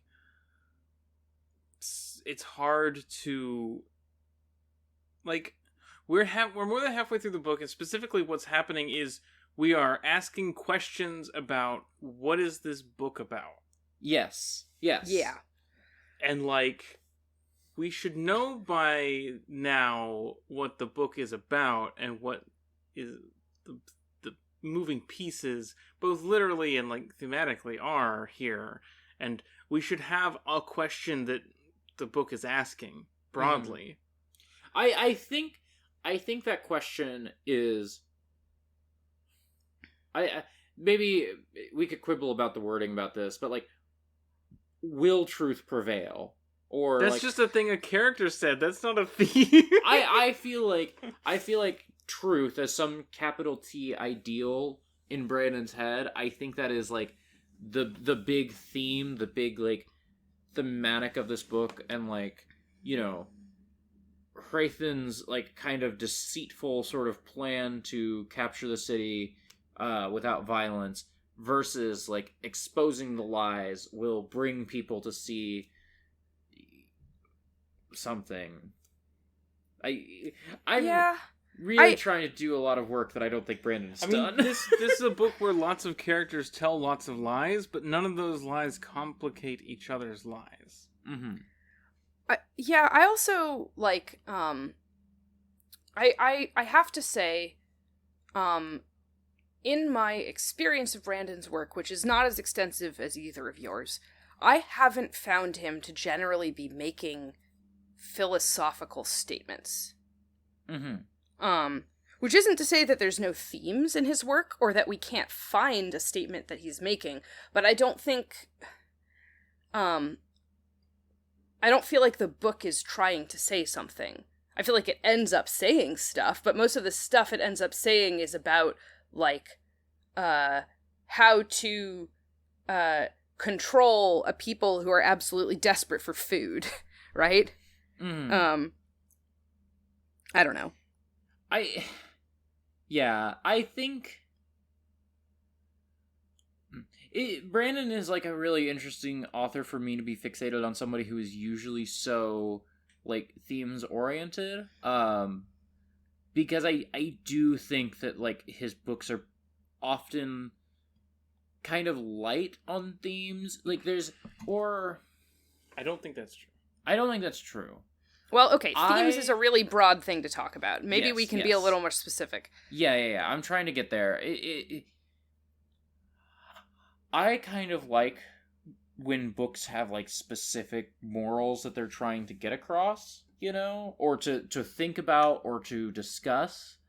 And I don't always think that Brandon is that guy. I think there are morals, but I don't think that like he's not often the guy where two characters are going to sit in a room and argue about those things. He does that, for sure. But, like, I think his stories are meant as much to entertain as to be concerned with sort of, like, philosophical ideas. I feel like I'm not getting at this quite right. I feel like I'm not saying what I want to say quite right, but... I just mean, like, if somebody says, what's Elantris about? Mm-hmm. What do you say? It's about, like, an undead city and the political maneuverings that are happening as one person tries to take control of that city, someone else tries to conquer it and the city that surrounds it, and a third person tries to stop that conquest. That's what it's about to me. And I wish maybe that had a little more action and oomph to it, too. I wish, like, okay, we can give you the one-line pitch. That is a several lines pitch, but, like, as close as you're going to get to a one-line pitch on this book. And there's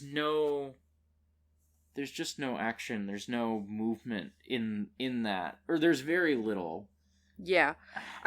What I would say is that I think that if the story is about the kind of political drama of, you know, Hrathen and Serene and Hrathen all doing their various maneuvering where they're trying to take control of certain things, and they're, like, they have these kind of, in some ways conflicting, in some ways kind of interlocking goals, then I wish all of them had been doing more stuff and interacting with each other more for the entire book. And also... Sorry. And if the book is about this kind of conflict of, like, truth and religions and, like, what kind of, like, beliefs about the world are going to prevail, that's been even more absent. Like, we don't know what these religions are or what they believe, or even really what, like, Hrathen believes about the world, you know? Like, even though Hrathen clearly has a certain ideology, it comes out in the way he acts, and I don't think he's, like, reflective on it. Yeah, what I was gonna say is that, like, it also, if this is gonna be about political maneuvering, that, like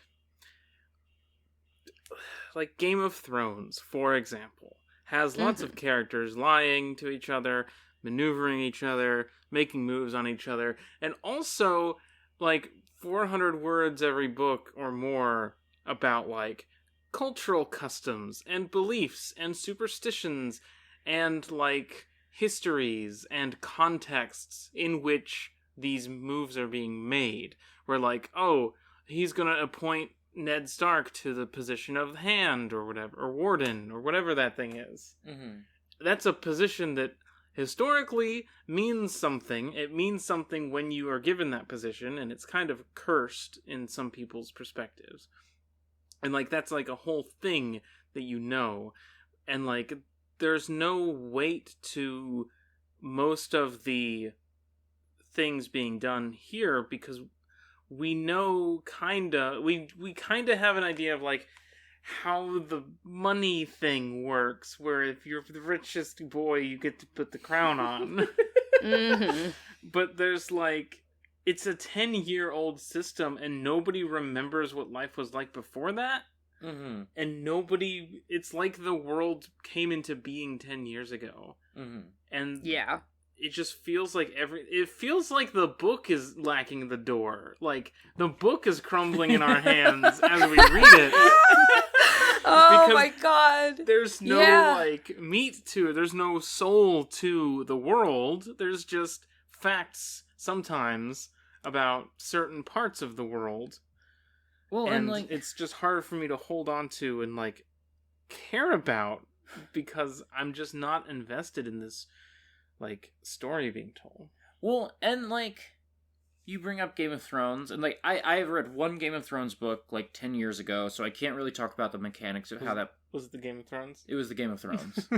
I can't really talk about the mechanics of how that book or that series works, but the thing that I'll say is that if you want to do the fantasy book that is really rooted in, like, all this sort of, like, political maneuvering and these sorts of things, I think that can work. I think you need a lot more than 600 pages. Like, that might just be the truth of it, is that the reason that fantasy novels might be really long is because you need a lot of context that is totally absent when you remove it from the real world. Like, you might need to be a lot longer of a book than Elantris is, and I think maybe if you want to do a standalone fantasy novel, like, political maneuvering just can't be your main thing, because, like, you don't have enough time and enough words to establish, here's what Shu-Direth is, here's what Shu-Korath is, here's how they both come from Shu-Kisig, here's this other religion, now here are the characters. Here's, like, the capstone on all that. You need to have people using magic.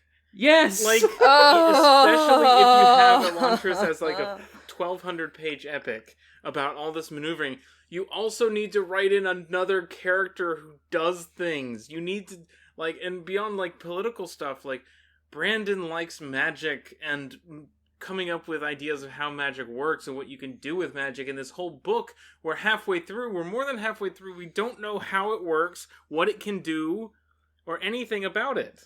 Because we saw it heal a broken leg one time. That's all. That's the extent of it. And it's like, it's a fantasy story, and the magic is, like, a huge part of it.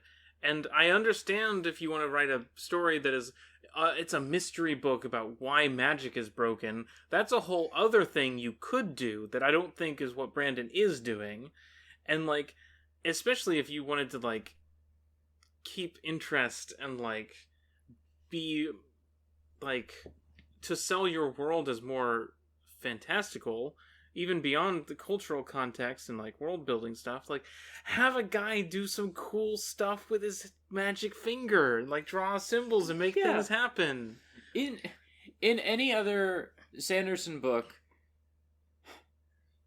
if he was going to rewrite this book, like, I could imagine him keeping a lot of the stuff the same, but introducing a fourth character who doesn't get a POV that often, but, like, runs around Elantris and does a lot of mysterious bullshit, and Hrathen is, like, sees him, is like, who's that guy doing mysterious bullshit?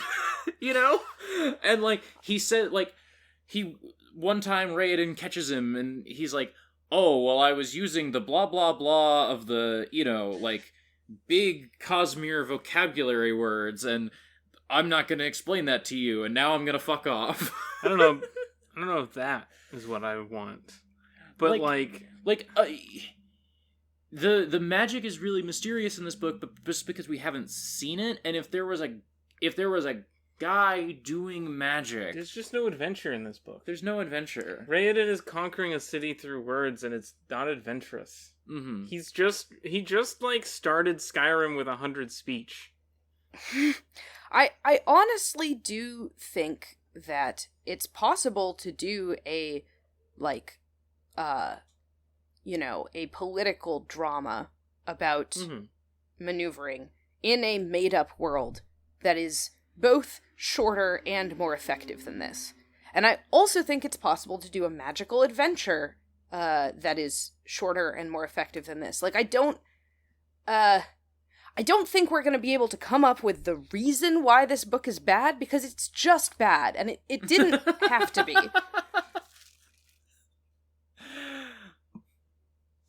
Yeah. Yeah, if we weren't reading this for the podcast, you would have finished because you would have finished it all in 3 days. I would have finished it all in 3 days and been like, that was pretty bad. And then I would have moved on with my life, you know? Yeah. I wouldn't be, like, kind of trying to dissect the form of the book in the same way. I think... Go ahead. So, no, please, go ahead. I didn't mean to derail us all just grousing about this book, but maybe it will help us, like, read it if we, like, understand some things about why we are unhappy. I don't know. Well, also, I think it's good to do a temperature check as we hit the halfway mark and to do as we go into the end of Act 1. What were you going to say, Mark? I was just thinking that it's really... like, I'm comparing this in my head right now to 3 Parts Dead because I just read it. 3 Parts Dead, I just checked, is like 300 pages long. Okay? And it is part of a series, but it is not part of a series in the way that most of Brandon's novels series are, or the way that A Song of Ice and Fire is, in that it is like a complete thriller. You don't need to read the later books to understand all of where the plot is going, you know? And it's in a made-up world with a made-up magic system and a bunch of made-up religions. And, like, does it go into all the theology of what those religions believe? No. That was one of the things I found kind of unsatisfying about it. Does it go into all the details about exactly how the magic works and why it functions the way it does? No. But it's a really satisfying book. It has a compelling plot that moves. It has some characters who are fun. The magic is a ton of fun, even if it's not laid out in, like, a sort of scientific way. It's laid out in at least a specific enough way that you can have some guesses about how certain things in the plot are going to go if you understand what's possible in the magic and what isn't. And, like, even if I was in some ways disappointed that, like, it didn't have as deep an engagement with, like, faith and theology as I'd like to see in a book that's kind of about those things, it did portray gods in a way where, like, they had sort of defining features and, like, aesthetic qualities. I'm not trying to say, like, 3 Parts Dead is the book that Elantris is trying to be, because it's really not. They're very different in a lot of ways. But the thing that is really, really striking to me is that it manages to get a lot of this stuff done in 300 fucking pages! There's just no reason for this book to be like it is. Yeah. And Brandon... Yeah, in the future, Brandon is going to write longer books that are more effective than this, and Brandon's gonna write much shorter books that are more effective than this. Like, he's gonna go in both directions, and, like, Elantris just doesn't work. It seems like he is kind of, like, aware that Elantris is a weak entry in his bibliography. Oh, I was in that Brandon Sanderson YouTube hole, and I watched that video where he talked about how he got the job finishing the Wheel of Time series, and would he write more Wheel of Time books, you know? Mm-hmm. And it was really funny. He had this anecdote about Robert Jordan's widow, Harriet. I can't remember her last name, but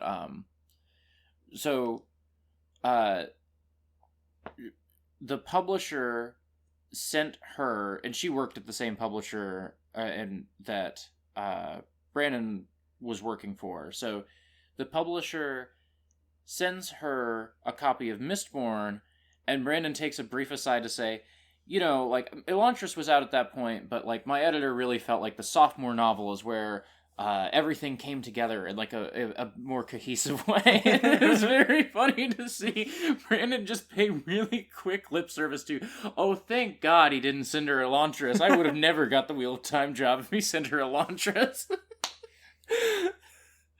I think that's particularly striking because, like, isn't Elantris kind of more... Okay, I don't have that clear of a sense of this, but isn't Elantris a little more similar to the Wheel of Time? Yeah. I have no idea. You're going to have to take this one. So I don't know a ton about the Wheel of Time, except that a guy I work with really loves Wheel of Time and has read them 3 times, like all of the books 3 times. So I don't have a good sense of it, but it is definitely like a sort of... I mean, I think I think Stormlight Archive is, like, Brandon's, like, foray into this genre in a big way, but I think it's, like, epic fantasy that is really trying to synthesize, like, sort of adventure stuff and political stuff. It is, like, sort of like 80s fantasy, like, written by a guy who grows up on Tolkien and wants to tell an even bigger, more epic version of, like, his... like, take on Tolkien type stuff. And I think Elantris, in that way, fits the sort of, like, very talky, very, like, politically focused, like, the machinations of the world and cultures clashing. I think, once again, I haven't read Wheel of Time. I get the impression that that's maybe a big part of Wheel of Time is, like, cultures and, like, histories in the sort of way that Elantris is. Whereas... Mistborn, at least the first book, the rest of the series, like, I think it gets more expensive, but the first book is an adventure novel. Like, at its heart, it is a lot of things, but it is an action-adventure novel in a way that I don't know that Wheel of Time is. Haven't read it, but that's my impression. Brandon pitches Mistborn as a heist novel in a fantasy world. Yeah, that's like... And, yeah. You know what? That's the thing, is that you can sell Mistborn as heist novel fantasy world.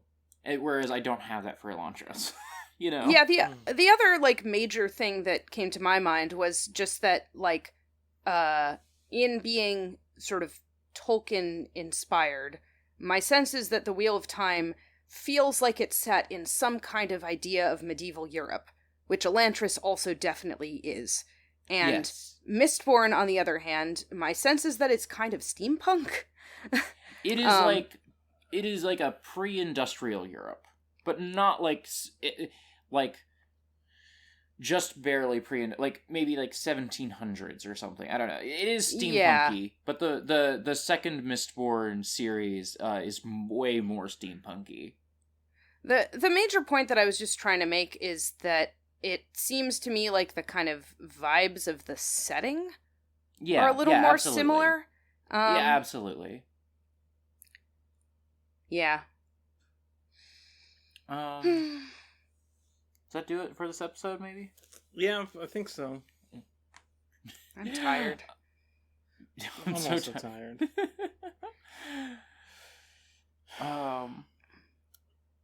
Mark, where can people find you online? You can find my Twitter account at Shar Asnablunt. And you can find my other podcast, Higgledy Piggledy Whale Statements, which is a Moby Dick podcast, on the Abnormal Mapping Network. I think it's abnormalmapping.com/whale. Yep. Yeah. I had to write that in the episode description last time. Nora, where can people find you? Find me on Twitter at neither Nora. You can follow my new podcast, Attention Duelists, on Twitter at Attack Position. We're replacing We Are the Champions with a Yu-Gi-Oh! Podcast. League of Legends just got too dire. Yeah. When one of the co-founders of Riot Games started posting about race science on Twitter, I was like, yeah, we gotta make a change here. Like, at some point it just became untenable. So, we're watching Yu-Gi-Oh! Now. Starting with Yu-Gi-Oh! The 1998 anime series from the same director who did the first 2 seasons of series, I guess, of Digimon. Oh, I didn't know that part. Known as Digimon Adventure 1 and 2. This is known in the U.S. as Season 0 of Yu-Gi-Oh! Yes, because it was never like dubbed or officially subbed in any way. Yeah. So, a lot of the stuff is weird and different. Yeah. Tonally from later things. I don't have a good sense of, like, is that just like a totally different, like, they didn't even have Duelist Kingdom in mind when they were making that show? Probably not. Okay. Like, I think they start playing card games by the end of it, but it definitely did not become the card game show until Duelist Kingdom. Yeah. Duel Monsters, please. Duelist Kingdom is the first arc of Duel Monsters. Okay, was not clear on the distinction. Thank you. You can find me on Twitter at autumnal_coffee. If you want to check out my other podcast, kind of fumbled that sentence there. You should check out And Then an Aeroplane, which is a podcast that will be ending very soon. We have now covered every single Ghibli film. We watched them all. We didn't like a lot of them. We were kind of down and cynical and mean a lot of the time. It's rough when you watch the best one first. It's really rough when the very first movie you watch, or the second movie. First. We did watch Castle of Cagliostro, which you like best. You really liked Cagliostro. You're not on the podcast. Em and I, the second movie we watched is Nausicaa, which is one of both our favorite movies, I want to say. And it's really hard to do a podcast where you're always living in the shadow of how great Nausicaa is. So I will never do... Is that we should be grateful that we're starting our podcast with a totally dog shit book? Yeah, definitely the arc of And Then an Aeroplane was, it really never quite hit the same after like 1992, maybe. I could be wrong about that number. And so in that way, there's nowhere to go but up from Elantris. There are some Sanderson books I've read that I'm kind of low on, but none as much as Elantris. Elantris is really bad. The other well-accepted low point, I feel like, within fandom spaces of Sanderson's writing, is the comic book. And that's a comic book, which means it will take, like, a third as much time to read. We will cover the first graphic novel, the second graphic novel, and the third graphic novel, each as its own episode, and then after 3 episodes, we'll be out. We'll be done. Yeah. You know, that's like what I have gathered to be the other low point from a fandom perspective. There's only one other book that I've started from Sanderson that I'm like kind of lukewarm on, but that's gonna happen. There's one I don't like, but we won't cover it for years and years, and so there's no point in getting into it right now. And I do like it, so we'll fight then. Yeah, we'll just have a fight. Anyway, yeah, you should check out And Then an Aeroplane. I'm really proud of the work we did. There will be one more episode. We are going to watch the documentary Kingdom of Dreams and Madness, but if you have a Ghibli movie that you like, for example, Nausicaa or Spirited Away, send us a DVD of it. Go listen to the episode. What? No. And then normalmapping.com/aeroplane, I think. Just go listen to the podcast. Stop shitposting while I'm plugging. Is the Kingdom of Dreams and Madness adjacent to the Empire of Dreams? Which is the... I would imagine that title is like in a similar... Like, somebody had... Whatever. Anyway. I have one more plug. Yes. Which is... Journal updated. We're gonna play Tyranny.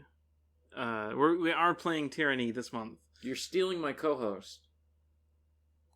What? You're stealing my co-host from Aeroplane and yes, putting them onto Journal Updated for 1 We month. haven't announced that, but yes, M is going to be on... Oh, you haven't announced that? No. I assumed you had announced that at the end of Disco. No, we didn't. Oh, well. So, we didn't announce you ahead of time. Well, I need no introduction. Anyway, and then after that we're doing BioShock, so look forward to that. I love that game, despite everything. But that's it for Ars Arcanum. And so, until next time, remember, truth will always win, even if people forget about it sometimes. I like the... Thanks, Brandon. I'll sign off. Thanks, Brandon. Thanks, Brandon.